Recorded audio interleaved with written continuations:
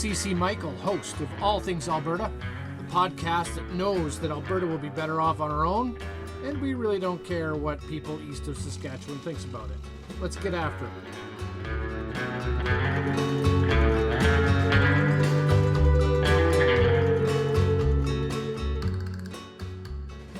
Welcome to All Things Alberta. I'm your host, CC Michael. This is episode 15, if you can believe that already. Episode 15, and I am really excited today to have a special guest on. We have, for this show, we have the Alberta Freedom Party founder, Jeff Rout, on the show. Jeff, can you hear me? I can. Welcome to the show, Jeff. It's one of these things where once again the miracle of social media actually does some good. Where I've run into you on Facebook and learned a little bit about you and thought I really need to have this guy on the show. So thanks for taking the time today. I appreciate it. Oh, it's my pleasure. Well, the first question I have for you is, what have you been up to since the election? Quite a few things. Professionally, I've been working on some books. I'm an author, and I'm working on about 3 different projects right now. I'm about to publish 2 more in the next few months. And likewise, I went back onto the board of governors with the Freedom Conservative Party, and they just elected me as the Vice President of Communications. So I've been dealing with that part as well. So you're busy. The books that you're almost ready to publish, are those going to be available on PDF? Or are they going to be available in stores? Where will we get them? Well, if the focus on this is about Alberta, what I'm publishing right now has nothing to do with Alberta or Alberta sovereignty. I'm working on one book on real estate and one book on Stoicism. So on Stoicism. Yes, sir. That's up my alley. Is it really? Yeah, I'm a little lost on the real estate stuff, but yeah, I'm into the philosophy. I've got a few listeners that would probably love if next time I interviewed you, we did something on Stoicism or philosophy in general. So I'd enjoy that too. There you go. Okay, what was your reaction? What was the last election we had? Was that federal or provincial? It was the federal election, October 21st, 19. What was your reaction to the results of that one? It was exactly what I expected to happen. Is that right? Oh, yeah, absolutely. No surprises whatsoever. It was, I was expecting a Liberal government, which would be elected before the votes in Alberta are even counted. So that's what we get, guys. It's the votes. The election in Canada is determined before Albertan votes are counted. So whether or not we get a Liberal government, actually I shouldn't say Liberal versus Conservative. I mean, that is how it's often framed, but yeah, it should be more appropriate to say whether or not we get the government that we want, because perhaps we'd want a Liberal government. Right. And if the majority of Albertans want a Liberal government, then so be it. That's great. But whether or not we get the government that Albertans want, or the majority of Albertans want, is not up to us. It's determined by Eastern Canada. Correct. What about the provincial election? Did anything there surprise you? Nope, not at all. When I was, I'll admit a secret here. Well, it's not that much of a secret because it's on Elections Alberta's website. But I didn't spend a single penny during the election when I was running. Is that right? Oh yeah. Well, I'm very frugal. I'm a frugal guy, and also I knew that I'd get about 1% of the vote, and I knew that going into it. I knew it ahead of time. So the idea of spending a lot of money for the idea of getting more votes just didn't seem right to me. So I didn't solicit anyone for any donations, and I didn't spend any money. However, the reason I was doing it was just to be able to talk on the radio, get the idea of Alberta's sovereignty into the conversation. And for that, I think we were actually quite effective. I had Dave Bjorkman on a couple of weeks ago. I'm sure you know Dave. Do you know Dave personally? No, I do not. I know of him, but I do not know him. Okay. Well, the funny thing was that before I met Dave on social media, I didn't know anything about Dave either. And it's interesting when I interviewed him the extent to which the mainstream media made sure that the independence movement was ignored, so much so that even as he said, he had enough to form government and enough candidates, to form government, and yet the mainstream media never allowed Dave in any of the debates. He was absolutely ignored, and the funny thing is, like I said, I knew next to nothing about most of the smaller parties. Did you find the same thing? No, I'm a little surprised by that, and I'm confused as well because I was involved in many debates, maybe leadership debates. He's describing, because in the the constituency debates. So I was running at Leduc Beaumont. Yeah.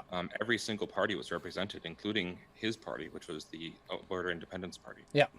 I was not with the Alberta Independence Party, which some might find confusing, but I was with the Freedom Conservative Party. Right. So we had a few parties that had some similar philosophies, and we weren't together, and that was a mistake.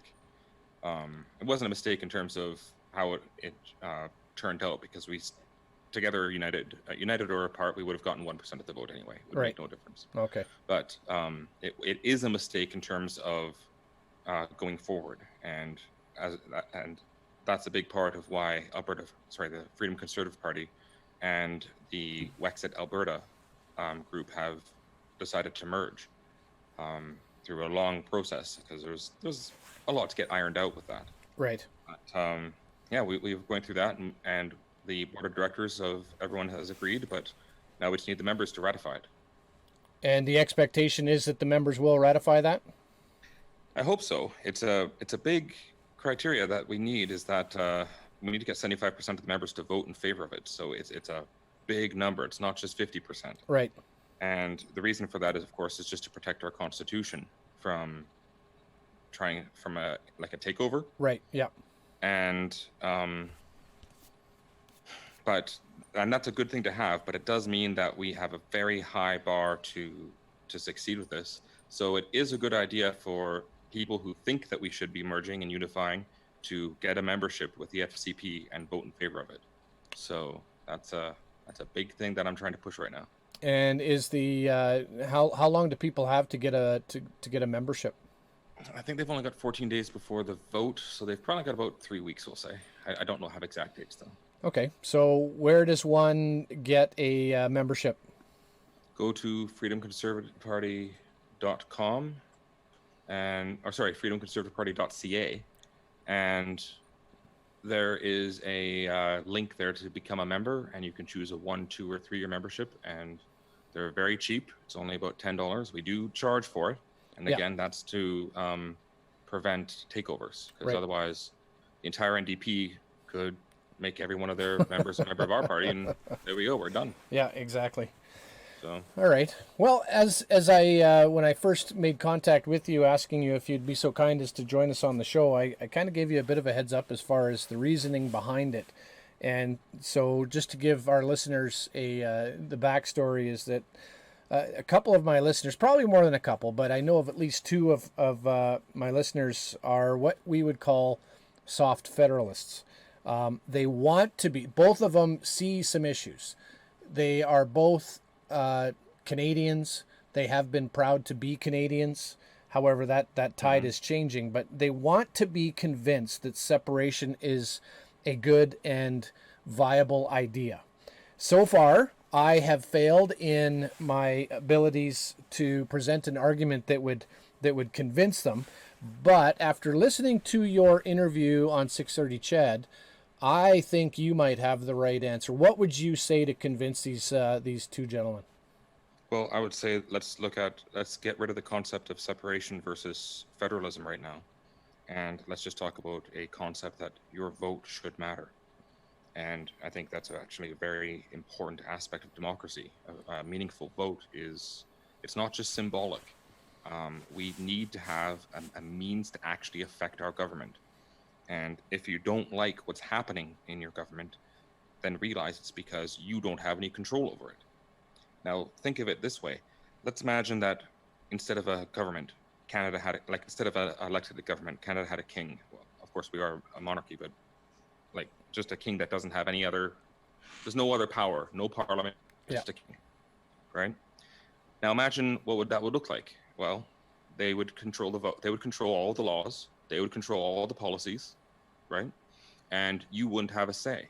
Now you might be able to petition to the king, to put yourself on your knees and ask them for, please do this in our favor. But they can choose to do it or not do it at their whim. Now look at what we have in Canada. Right now, Eastern Canada controls the parliament. And the reason for that is Eastern Canada has about 67% of the seats in the House of Commons. Mm-hmm.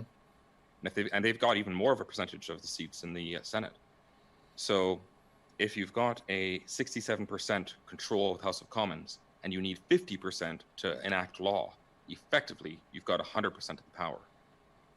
So what's the difference in terms of effectiveness? I appreciate we do have a vote, and I appreciate that we do actually elect representatives, but in terms of how effective they're able to affect law, then what is the difference from that and the king? And I'm going to submit that there's no difference, that our votes don't matter. We have to petition the East in order to have policies in our favor. Now, then comes the question, why would they do that? What's in it for them to do that? And the answer, of course, is nothing. Nothing. There's no benefit for them. They profit immensely from having this system. So it's not a good system. So now let's look at it another way. If we're going to say, all right, we should have a meaningful vote. All right, what does that mean? That means Alberta's sovereignty. Okay. Now I'm not saying the word separation, and I could use the word independence as well, but let's just say sovereignty again for now. Okay. And sovereignty just means we control the laws and policies and taxes, finance, everything related to Alberta and Albertans. So that would mean that Ottawa isn't able to control our taxes. We control our taxes. Ottawa doesn't control our spending. We control our spending. So that should be the goal, because if we have that, then we've got control over our government. And here's an example of that. It is beyond a doubt that Albertans were dissatisfied with the federal government from 2015 to 19. Unquestionable, right? Look at how the election turned out. We did not want that government.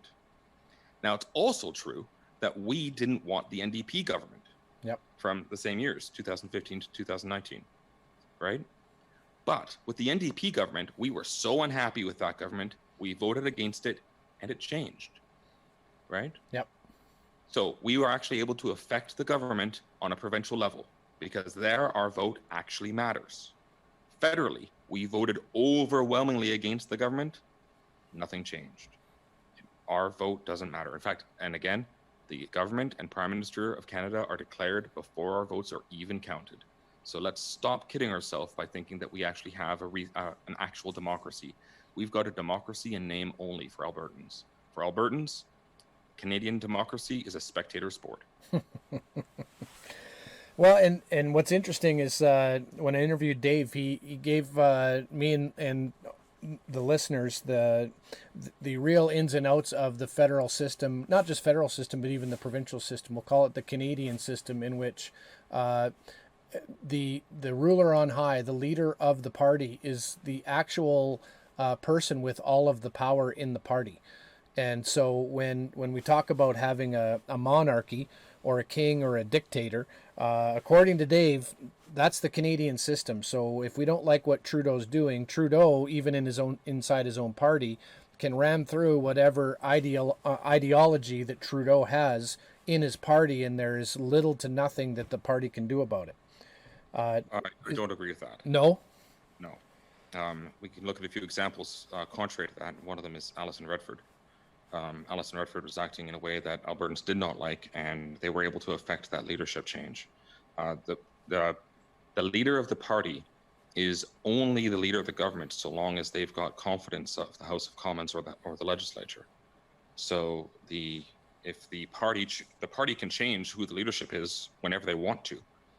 So whether or not Premier Klein is the premier tomorrow depends on whether or not the United Conservative Party agrees that he's still the leader. So since you can affect who is the leader through the means within the party, then you can also affect who is the premier, and likewise for Canadian politics. So that's only the case insofar as people, the membership is going along with it. So you're saying that if the majority of Liberal, I guess that'd be Liberal memberships, Liberal cabinet is in favor of the actions of the Prime Minister at this point, then the only way he gets away with what he gets away with is because they are in support of him? Well, they're in support enough that they're not having confidence against him, yes. Okay. So, it might be political expediency that is keeping them in tow, because, like, let's imagine that the Liberal Party was very disappointed with Prime Minister Trudeau, then they can get rid of him and just have a new election tomorrow. All they have to do is vote for non-confidence. Well, I guess they can't do that unilaterally right now because they have a minority government, but if they were a majority government, they could. But it may not be a good sense because your constituents might be very angry with you for doing that because you're forcing them to another election when they've already had one. Right. And maybe they don't want an election, and therefore you might lose the election yourself. So it could be a matter of political expediency that keeps people in tow, or they agree with it, but it's generally one of those two things. Okay. So whenever I'm talking to, and I've asked even the same gentlemen that are soft federalists, and I ask everyone who is a federalist, whether hard federalist or soft federalist, I ask them the same question. And that question is, what is a nation, and how does Canada fit that definition? And so far, I've had 0 people, and I've asked dozens and dozens and dozens of people this question. And yet nobody has been able to answer it. And so I put a feather in my cap thinking I'm a smart guy because, I've got them, right? They can't, I think I've got them cornered in the fact that any definition they come up with, if it's a legitimate definition of a nation, they already inherently know Canada does not fit that definition. But the question I've got is that can then be turned on Alberta. And what makes a nation, and how does Alberta fit that definition? How would you answer that? Well, I've actually got a chapter of this in one of my books called Optimal Freedom, and I'm using that definition there's quite a few broad ways to talk about this. So one of them is that, a definition of nation could mean a country, but it can also mean a people. And a people can be a part of a country, and we use that definition in Canada itself. And part of that is in the term First Nations. So we've got First Nations in Canada, and that's within a country. They're a sub-sovereign entity, but they are still a nation unto themselves. Likewise, that phrase and that type of definition has been extended to Quebec. I think that was in 2012 or 2011 when Prime Minister Harper, he extended that definition to Quebec, that they are a nation unto themselves, but they're still sub-sovereign to Canada.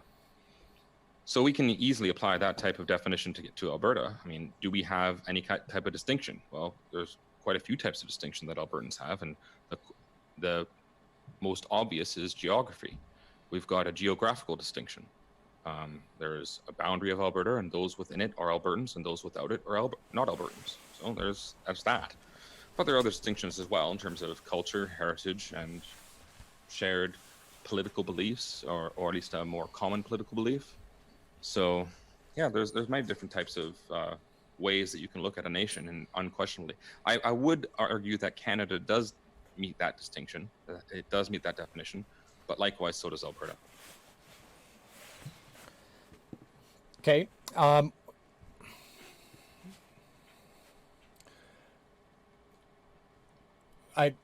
When I think of a nation, I think of a common goals, common culture, common heritage. But most important, I guess, would be common ideology. Would you agree with that? Not particularly. I think that any group of people are going to have differences within their population of beliefs and ideology. you don't need any kind of monolithic ideology or belief in order to be a people or even a united people. And really, every single human being has different beliefs, and therefore, if we went by the definition, if we went by the distinction of shared beliefs, no such thing as a nation could exist.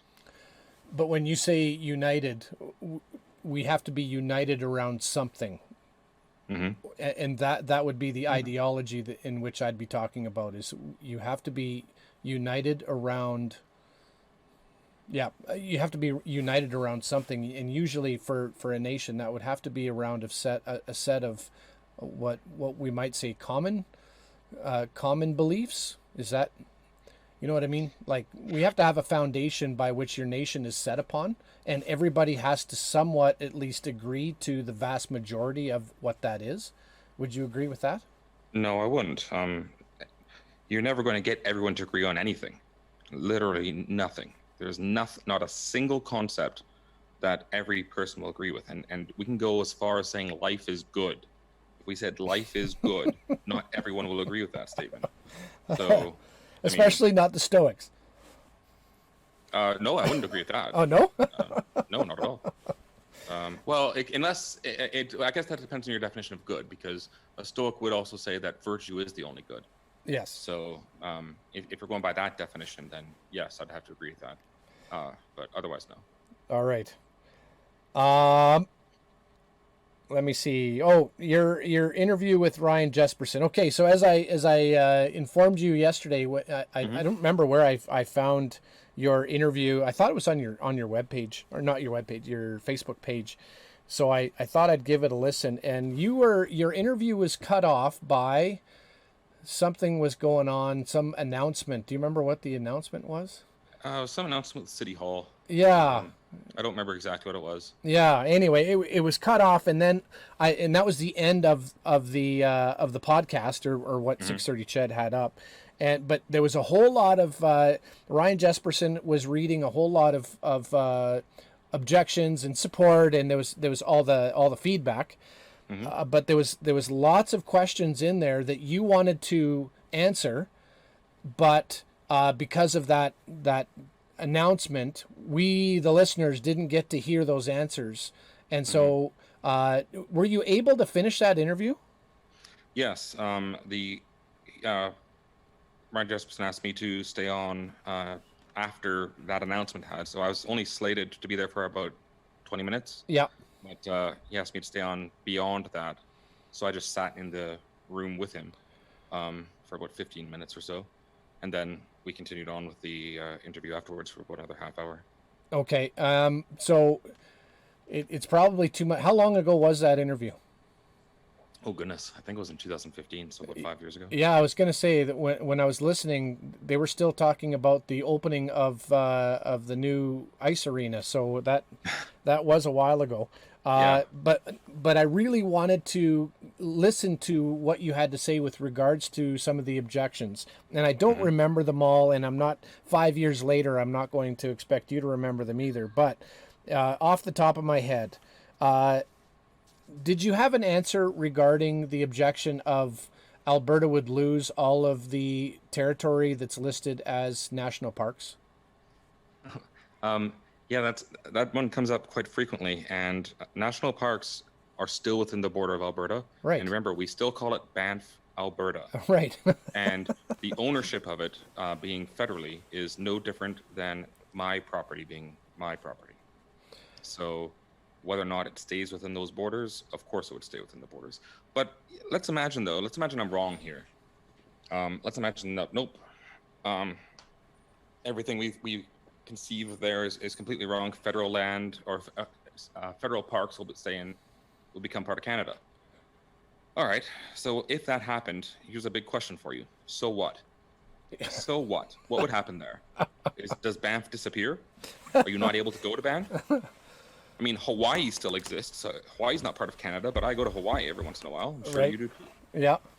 So Banff doesn't disappear if that happened. Right. So it's not a big deal, even if that did happen. But of course, that's not that's not the truth. It is Alberta, but this is not something to be hung up over. Yeah, that objection always I don't know. It confused me because I thought the same thing. Is yeah, I guess technically it's federal land, but it's still inside the provincial borders. Mm-hmm. And so, what difference would it make? And then me being more of a blunt object, Mm-hmm. my response is usually back to if and when I believe when Alberta does gain its sovereignty. I'll use your language. I'm not hung up on language, but when Alberta gains its sovereignty, when Alberta declares that the boundaries inside the like the national parks that are inside the Alberta boundaries now belong to Alberta, what is Canada going to do about it? Yes, well, that is a question, of course. So, how that such a transition would occur is a very interesting thought experiment. Yeah. You covered a lot of the stuff that I mean your answer to the objection of and this is something that I don't know why people can't wrap it around their heads, Mm-hmm. but your answer to I don't remember if it was Ryan that brought it up or one of the listeners brought it up, but it had to do with negotiations. And we think that getting a pipeline or whatever through is impossible now. Just wait till Alberta separates. Then you're going to see how hard it is. I've always found that argument specious. It makes no sense. And maybe because it was 5 years ago, would you like to take another crack at answering that objection again? Oh yeah, I think it's nonsensical. Exactly. Like let's look at we have in Alberta have zero negotiating power. Zero. Right? Zero. There's nothing that we can give or take to Canada. Okay. Yep. We can't deny them transit through Alberta because that's part of the Constitution of Canada. Yep. Okay. We can't deny them revenue because they tax us Yep. unilaterally. We can't even control how much they tax us because our vote is meaningless. Right. We can't affect the government by saying that we're going to vote differently because our votes don't matter. They don't care if we vote for them. They don't even want our vote. Remember Pierre Trudeau when he said, "Screw the West, we'll take the rest." Yep. That is exactly the attitude of every government. They didn't all say it, but that is exactly the attitude of every government, including Prime Minister Harper. Correct. Okay? There's no difference there. And there's a reason for it, though, because if you don't have that attitude, you will never get the East. And if you don't get the East, you don't get the government. That's the way it is. Right. So, we have no negotiating power in Canada right now. There's nothing that we can take or give. But now let's imagine if we became our own nation, and I mean sovereign nation. What can we give or take in that case? Well, one thing we can take from them is transit through Alberta. All right. There are many hundreds of billions of dollars that go through Alberta to and from the West Coast. Yep. Right. So we can start saying, well, all of that thing everything that's going through here is going to start being tariffed. We're going to start charging you. So if you want to go through Alberta, we get a slice of that pie. Sounds like a fair deal. It's our land after all. Yep. Right. Now, of course, they're saying, well, then we're going to tariff you through BC. Well, they're doing that already, or they're restricting it already. So ultimately, we're saying we're going to treat you like you're treating us. Right. Now, we can't treat them like they're treating us right now because we are their subjects. Albertans are nothing more than political serfs. This is political serfdom. So let's accept that right now. We are political serfs. Do you want to continue to be political serfs? So that's one thing that we can deny Canada. Here's something else that we can deny Canada. We can say, you're not selling anything in Alberta anymore. No cars, no equipment, none of your resources. We don't want them. You don't get to sell them here. We'll buy them for the United States. Right. Because the United States produces absolutely everything that Eastern Canada produces, and cheaper. Yep. So, how much would that affect Canada?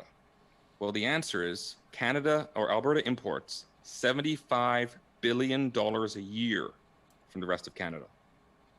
So Canada would lose a $75 billion market. Mm-hmm. This is not chump change. No. $75 billion is a big part of their economy. So now we say, all right, You don't want us to be able to export, you don't get to sell here. We'll buy from the United States. Now, how would the United States feel about that? Well, they might just say cha-ching. Yeah. Right? Hey, there's an extra $75 billion market that we get. People, and don't think that the United States has access to that market, by the way. We are rather forced to buy from the East. We have every car that we buy in Alberta is made in Eastern Canada. It's not made in the United States, which is right below us. No. We are forced to buy from Eastern Canada. So the United States would suddenly gain a $75 billion market that they don't have access to right now. So there's a lot of options there. So we can say to Canada, we want to be able to export our product. We want to go through BC. We want to get to the coast, and we want to go through it. And if you deny us this, we're going to start importing tariffs on you. We're going to perhaps restrict your access to our market. So work with us, and we'll work with you. Mm-hmm. Don't work with us, and we won't work with you. It's up to Canada. And we are fine either way, because we will benefit either way. We've got a lot of options then. Whereas if we stay with Canada, we can't say that. We can't say work with us and we'll work with you. What's imposed on us is Canada doesn't work with us, but Alberta works for Canada. So this would also go along with the lines with the getting our oil through. Lots of people declare that our oil will be landlocked as opposed to which I've always said that we're landlocked now, mm-hmm. and there's nothing we can do about it. Mm-hmm. And so outside of when we're fighting as hard as we have to fight within our country, mm-hmm. That we have nothing to lose to go it alone. In fact, I would argue we have everything to gain. We've got so much to gain. It is unbelievable. To be honest, I can't see a single downside. The only downside that anyone ever really presents are other arguments like what was just given, that we will lose access to the sea, which is nonsensical, because suddenly we'll have a massive amount of bargaining power. Or the other argument is an emotional argument that they just like being Canadian. Exactly. They've got this love of Canada. The sentiment. It's sentimental. I don't know why they love a country that treats them so poorly, but they do. So I've run into that lots myself. Yeah, some Albertans can simultaneously say, "Boy, Canada treats us horrible," and "I love Canada." Yeah. We really ought to examine that type of mentality. Yeah. So, well, you had if I remember correctly, you had a good solution to that sentimental. You didn't couch it in sentimental terms, but I think that it works for those that are, what we would call sentimental Canadians, is mm-hmm. that a sovereign Alberta does not necessarily then become un-Canadian. Mm-hmm. Yep, and I think that's still the truth. And there's a few ways to do that. One of them is perhaps Albertans should try to go for sovereignty within Canada. Say, all right, we want to be a part of Canada, but we want to control what happens in Alberta. It's only right. We deserve self-determination. We deserve to have self-government. And most likely Canada would say no to that, of course, but right. Then we just got to realize, what kind of relationship are we in? Yeah. And that's a bit of a splash of cold water in the face. We're not in a good relationship. But if we think far enough in that direction anyway, then we come to that conclusion by itself. So it's that's what we should be thinking about there. But another way of looking at it is, if we did gain complete independence and we had separation, that means, then, well, we can call ourselves Canadian. I mean, don't we have the shared heritage? Well, of course we do. That doesn't go away. Don't we have the shared familial contacts? I mean, many people in Alberta have family in the rest of Canada and vice versa, of course. Yep. So, but in terms of blood, have we changed? No. In terms of heritage, have we changed? No. What has changed? Politics. Mm-hmm. The only thing that would change there is that we have a different political system. So, how you want to phrase that, and no one can stop us from calling ourselves Canadian, at least not with any kind of honesty, except in terms of the political side. But other than that, there's no way of honestly calling that at all. And so moving into an idea of a more sovereign Alberta, what would you have you thought through, or I'm sure you have, but what is the best idea moving forward with regards to currency? Do you have an opinion on that? Oh yeah, of course. My background is finance, so that's Oh, one of there the you things go. I think about all the Perfect. time. It's so remarkably simple to have our own currency, and so there are a few options available to us. One of them is we just keep using the Canadian dollar. Some people like to say that you can't do that if you became your own country, and that is Why actually not? not true. Yeah. You don't need permission from another country to use their dollar. And the reason for that is dollars and currency are sold on the open market. You know, you can buy them. That's how it works. And as an example of this, there's over a dozen countries in the world that use the American dollar, and they don't ask the USA's permission for it. They just use it. Right. So it's that easy. So one of them is to use the Canadian dollar. Advantages to that are that it is familiar and we're used to it. So we've got that. Another option available to us is to use the United States dollar. And like I just said, there's over a dozen countries in the world that already do so, and we'd be able to do as well. And an advantage to that is it's very stable. It's not a worldwide currency, but it is as close to a worldwide currency as exists. Mm-hmm. And here's the other one. Here's the biggest one. The United States is our largest trading partner, not Canada. We buy and sell, we sell more to the United States than we do to Canada. We do buy more from Canada than the United States, but again, that's because we're forced to. So with the United States being our largest trading partner and unquestionably our largest export partner, then using the US dollar has a lot of benefits to it. But for me personally, I wouldn't want to use either of those. That's not a good option. And the reason for it is by doing so, we are getting rid of any kind of control over our own monetary policy.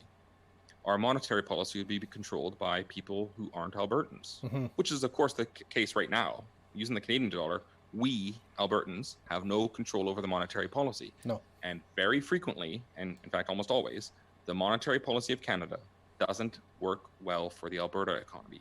The monetary policy of Canada is designed around Eastern Canada. Right.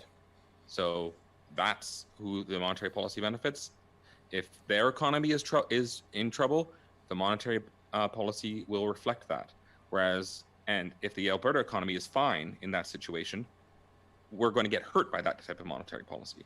And conversely, when Eastern Canada is doing fine, but Alberta is suffering, the monetary policy of Canada will reflect Eastern Canada and will not reflect what Alberta needs. We should have a locally sensitive currency. So then some people might ask, well, how on earth can we afford that? And it's just such a ridiculous claim. Norway has their own currency. Norway has almost the exact same population that Alberta has. Yeah. It has almost the exact same GDP that Alberta has. Serbia has their own currency, and they've got somewhat similar population, but a much less GDP, and a much, much less GDP per capita. So the idea that Alberta, which would be one of the wealthiest nations per capita on earth, can't afford their own currency is nonsensical, and it's said by people who have really not examined the situation. And someone like yourself that's has a finance background, I certainly don't have an economics background or a finance background, so I include myself in the, what would we call them, the ignorant, the uneducated, ignorant with that regard. Canadians as a whole, I think, and Albertans appear to not have the best grasp or understanding of things that kind of affect us the most. Would you agree with that? Sometimes, yes, but I don't think that's limited to Albertans. I think there's a large degree of complacency in democracy, and I think that's a common trait of democracy. And people just want to live their lives. Typically, they just want to do what's most immediately relevant to themselves. Yeah. And I can't really. If governments were benign and governments were always good, then that'd be a perfect way to live. Yeah. Governments are not always benign, In fact, governments tend towards corruption. Yep.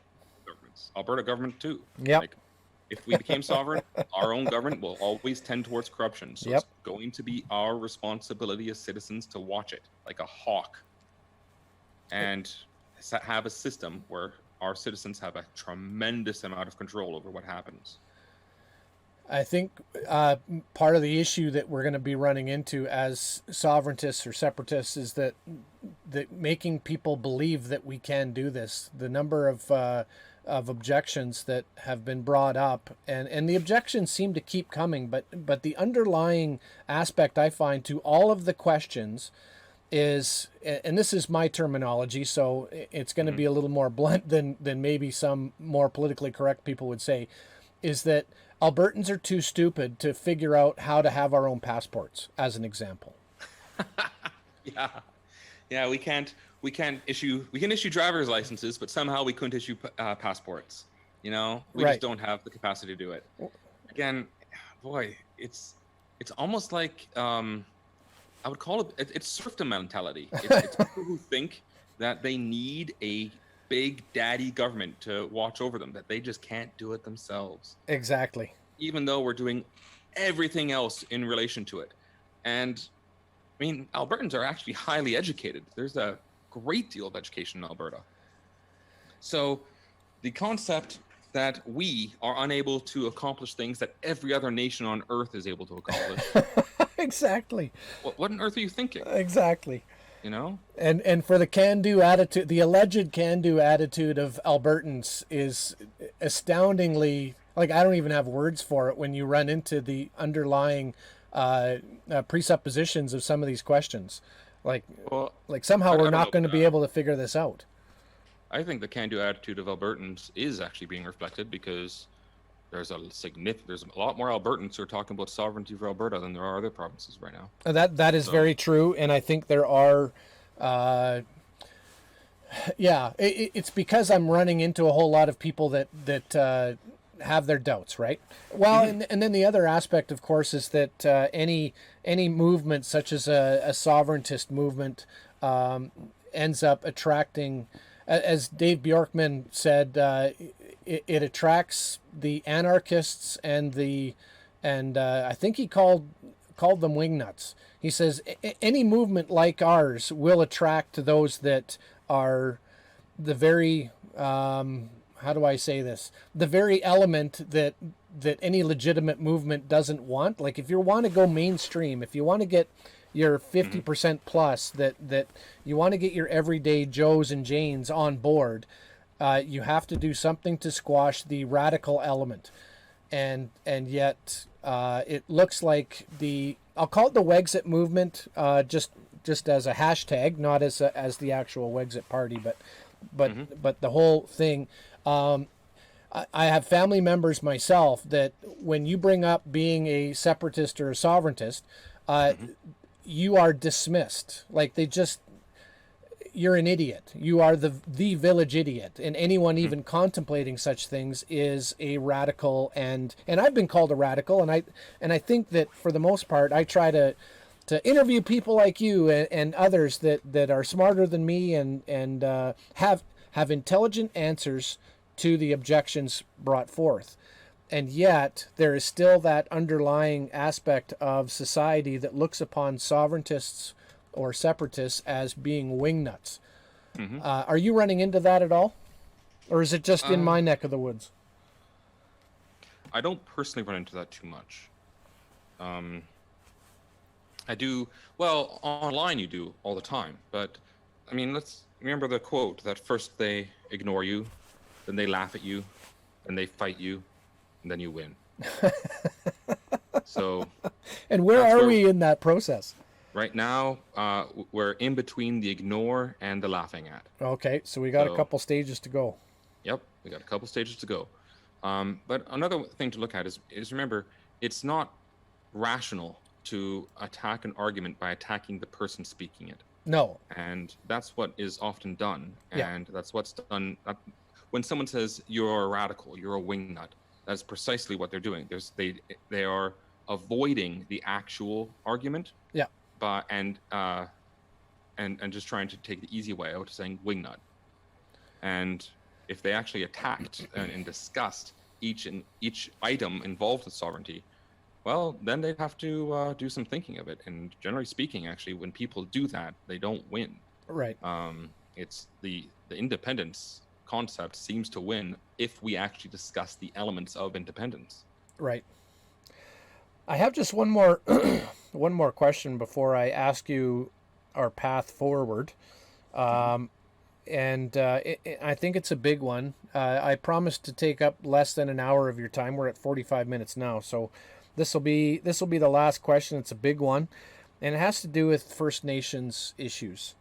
How do you see the relationship between First Nations and a new sovereign Alberta? All right, so that's a very broad question, and I'm going to have to answer that on a personal level, not just on a policy level from any political party or anything like that. Right. But I would say that look at Switzerland and copy their system, because Switzerland has a very robust democratic system that has survived where others have not. And what I mean by that is Switzerland, one immediate example, Switzerland wasn't invaded by the Nazis, and they were able to survive in the heart of Europe without being conquered. Okay, so that's one thing. Now that's a military aspect, of course, but now let's look at the other aspects of their democracy. Switzerland is a small country. Yeah. It only has about 8 million people, so it's about the same size as Alberta. In terms of geography, it's an extremely small country, and it could fit in between Edmonton and Red Deer. Right. So in terms of Alberta and comparing Alberta to Switzerland, we are larger geographically, and we are smaller population-wise.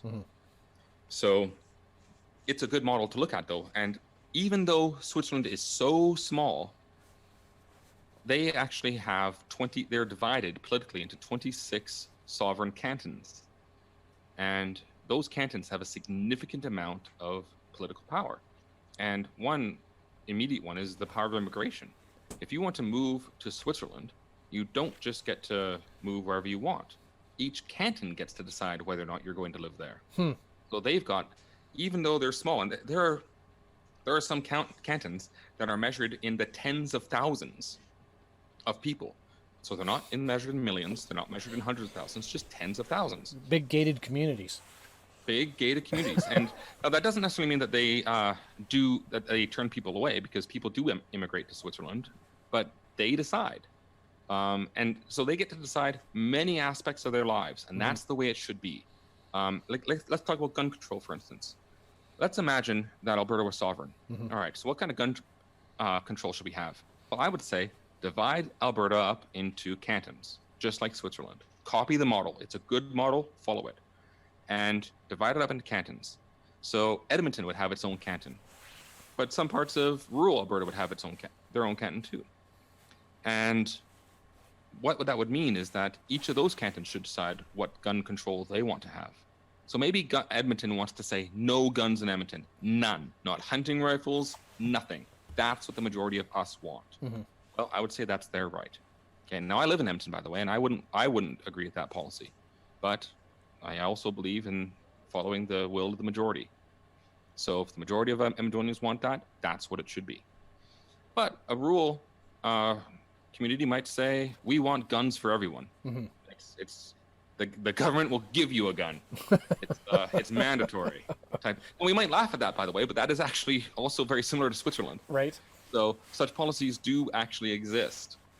And you know what? Switzerland's been going fine with that kind of a policy. So let's not mock it. It actually exists and it is working. Right. And let them have their own policies, because here's what would happen in that case. The majority of people in both areas have exactly the policy that they want. Right. So whereas it shouldn't be that Edmonton dictates policy to rural Alberta. The people in Edmonton don't live in those communities. Therefore, they shouldn't have any say in what the policies are there. Right. And vice versa. Make it very locally sensitive. And the way to do that is to have cantons. Now, so that was kind of a diatribe with how I think I see where you're going with it. Yeah, okay, so now we've got First Nations. First Nations should be sovereign, okay? They should have their own canton. And those cantons, they control what happens in those cantons. Mm-hmm. Have as much sovereignty as you want. You know, if you want 100% sovereignty, they should have it. I'm completely in favor of that. But let's figure out what's best for First Nations and non-First Nations, because maybe First Nations would be better off not having where they're going to defer some of that sovereignty to Alberta, Right. and vice versa. So let's figure out. But you know who should decide that is First Nations, Right. not non-First Nations. It should only be First Nations that decide what level of sovereignty they have, and I think that for absolutely everyone. And that kind of goes back to a philosophy of that a key component of democracy is that the population, the majority of the population, wills to be governed by the government. And if the majority of any population doesn't want to be governed by that, they should have the right to opt out. Because if we've got otherwise, like you've only got a few relationships. You can have tyranny, where one group of people is dominating another group of people, which is essentially what we have in Canada right now. Yeah. Or you can have negotiation, and we're going to talk to each other and say, you're in charge of you, we're in charge of us. Let's see if we can work together and make something good from it. And usually the answer is yes, we can make something good by cooperating. In fact, it's almost universally true. So that would be my answer there. Right. I like your answer. Would you argue that, as you were answering that, I was kind of thinking that right now we've got a divide even inside the province, and I'll call it a left and right divide, where the left largely, I think, wants to stay in Canada. The right, or center right, center left, whatever you want to call it, where the right side of the spectrum appears to be more in favor of sovereignty. Under such a system, is that something you see that all political sides could rally around? Theoretically, yes, but in our current climate, no. And I suspect that depends on whether or not you agree with the overarching power. Right. So if the overarching power let's imagine the situation was reversed and Albertans controlled what was happening, or no, even putting control, it just liked what was happening. Right. And so an example of that is the Stephen Harper years. Mm-hmm. Albertans generally didn't object too much to what Prime Minister Harper was doing, even though what he was doing very often didn't benefit Albertans. Right. But you know what? We were making enough money, we were busy, we were working, and our complacency goes up when that happens. Yep. So, but in those years, of course, people who are right-wingers, I guess, are going to be more not going to be in favor of this. Like, why bother doing this? Everything's going smoothly. Right. Whereas left-wingers right now, maybe they want to stay with it because they agree with what the federal government is doing, and they don't care if they don't have much of a vote, because their vote is still represented because they've got the similar ideology. Right. That makes some sense. Lots to think about. Well, I want to end on this note then, and that is our path forward. Obviously, being in the political arena over the last 5 or 6 years, being directly involved, surely you have thought through the path forward. Briefly, how would you explain where do we go from here?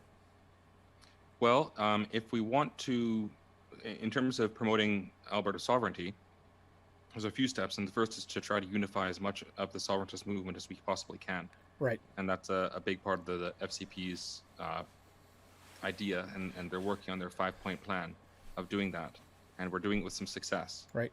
So our willingness to merge with non-Tory conservatives, we call them. Mm-hmm. So the people who are dissatisfied, the conservatives that are dissatisfied with the UCP, or libertarians or sovereigntists, we want to unify all those because they tend to share a very similar ideology. Right. So let's bring those together. Let's work under a big tent and not work against each other. And even if we weren't working against each other, so to speak, just by unifying, we do increase our strength. And like imagine if you're lifting up a car, right? and you had 10 people, and 6 of them were lifting up the car, but 4 of them weren't doing anything. Well, those 4 aren't really working against you, but they're not working with you. Right. Whereas if you work together, the car is lighter. So Right. let's do that together.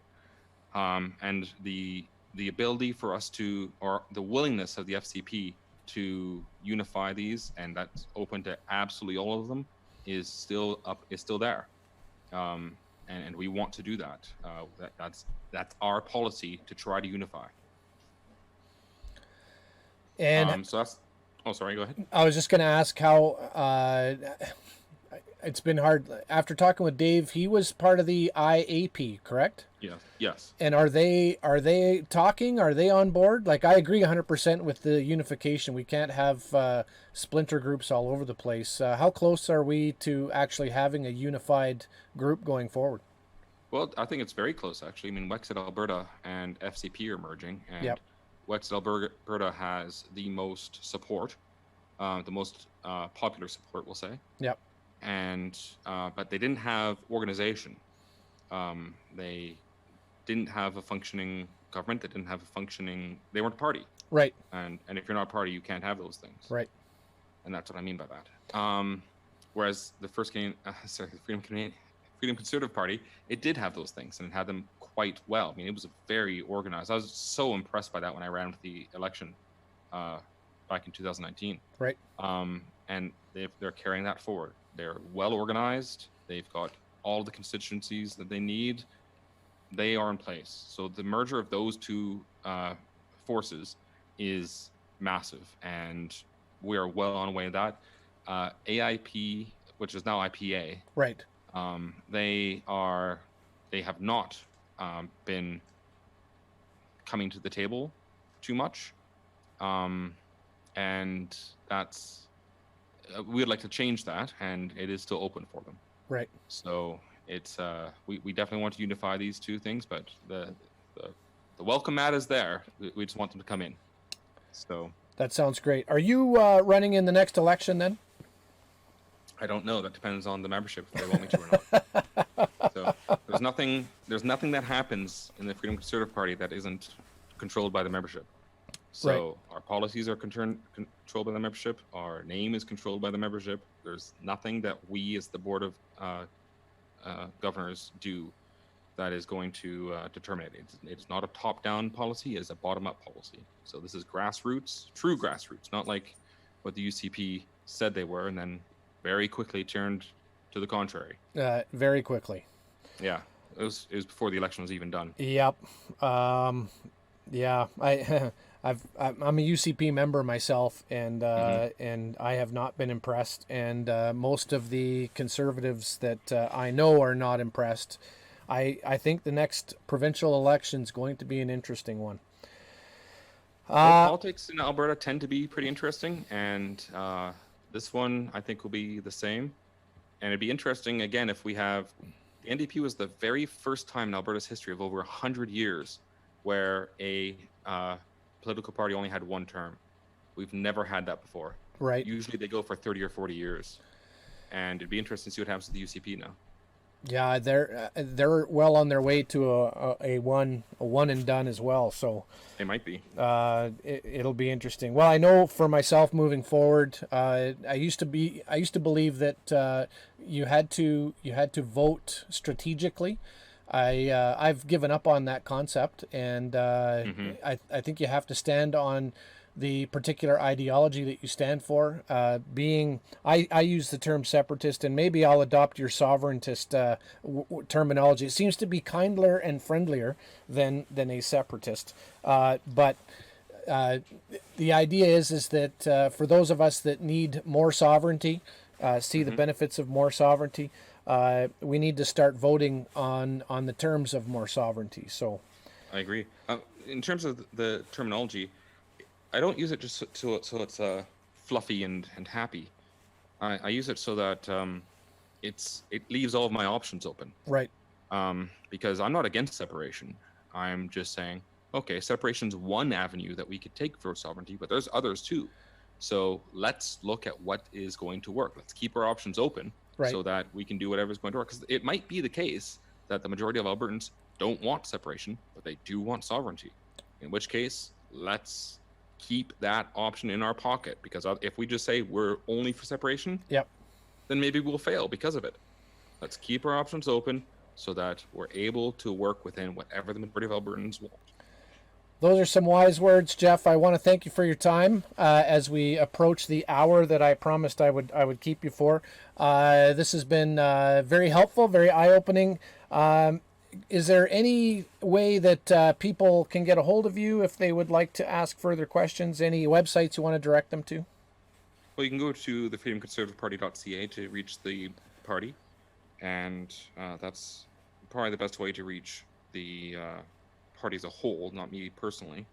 For me personally, I do have a Facebook page. That's probably the best way for me personally. But well, that's where I found you, so that seemed to work. Mm-hmm. Jeff, thank you very much for your time. I appreciate your knowledge, and let's do it again sometime. Thank you very much. I'd appreciate it. All right, take care, Jeff. Cheers. Bye. Bye.